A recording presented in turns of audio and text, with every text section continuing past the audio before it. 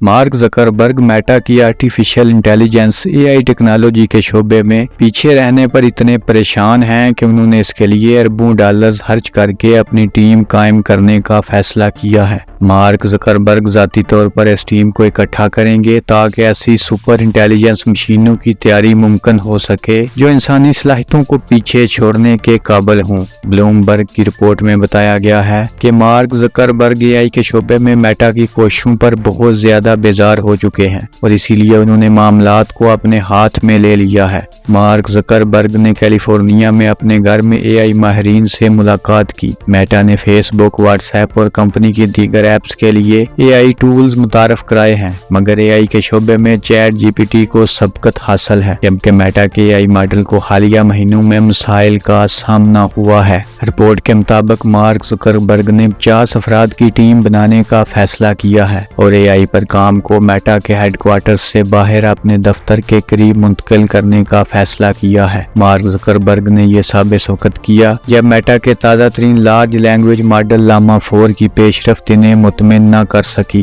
دوسری جانب new York Times نے بھی ایک رپورٹ میں اس کی تصدیق کرتے ہوئے بتایا ہے اسکیل AI نامی کمپنی کے 28 سالہ بانی الیگزینڈر وانگ بھی مارک زکربرگ کی اس ٹیم کا حصہ ہوں گے جس پر اربوں ڈالرز خرچ کیے جائیں گے۔ یہ بھی واضح نہیں کہ نئی ٹیم کس طرح میٹا کی موجودہ AI ٹیم کے ساتھ کام کرے گی۔ میٹا کو اس شعبے میں اوپن AI اور گوگل کی سرپرست کمپنی الفابیٹ کا سامنا ہے، جبکہ دیگر نئی کمپنیاں بھی ابھر کر سامنے آ رہی ہیں۔ متعدد ٹیکنالوجی کمپنیوں کے مالک جیسے مارک زکربرگ کا ماننا ہے کہ AI ان کے کاروبار کے لیے خطرہ ہے۔